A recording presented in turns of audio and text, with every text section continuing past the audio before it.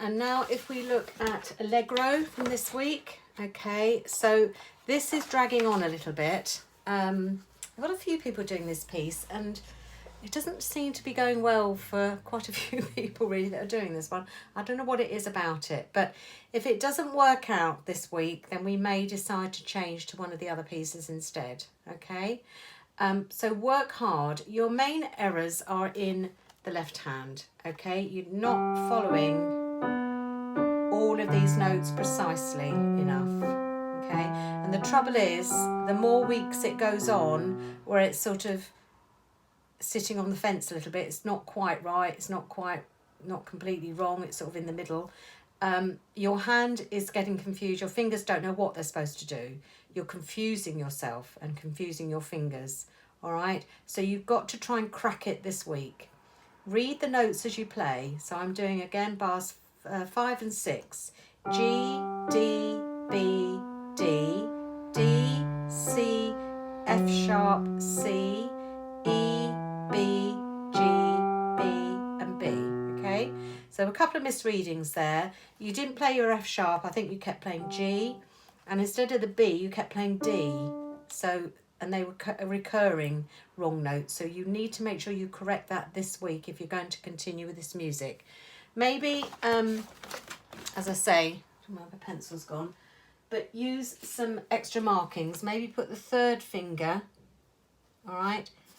Put a ring around that F sharp, maybe put a ring around the B, and if necessary, write the names. I don't like doing this, but we can always rub them out afterwards. Put the names of the notes over the top of those two, all right? So like I've just done there, okay? Anything really to try and crack it.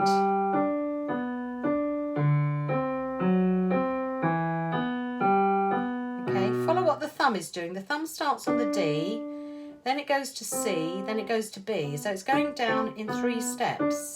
That's where the thumb is moving, all right? Now it comes to C, and now it comes to B, okay? Then try it with the right hand as well.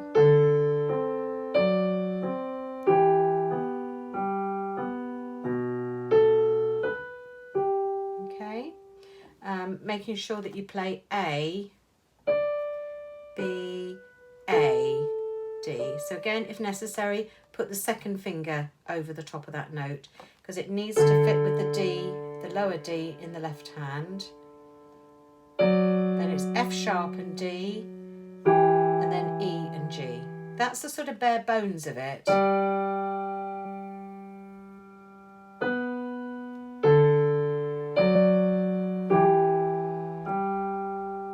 Okay, and then you've got a little note filling in with the left hand, filling it in between.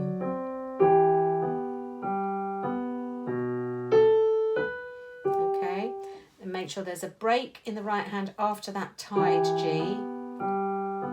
Up, left hand up, left hand up, left hand up.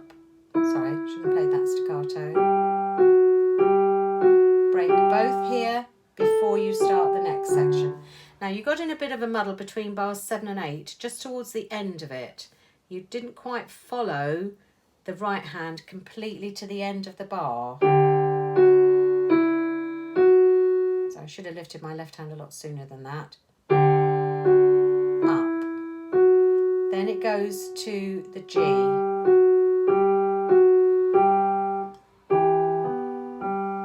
Right hand up, left hand rest.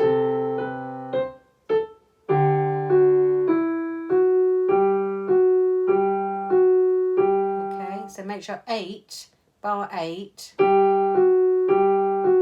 You've got 3 G's together, both hands, and the F sharp comes in between.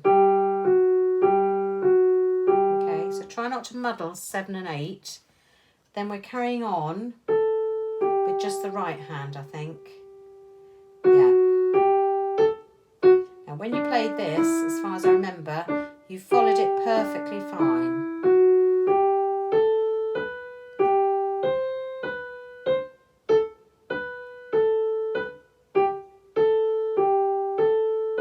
Okay, so it's quite a long section of just continual quaver movement there. Just make sure you see the skips. The end of each group here, there's a skip. Okay, the end of the next bar, there's a skip, and the end of the next bar as well. Okay, but then in bar 12 there are no skips, they're all adjacent notes. So follow it very, very carefully.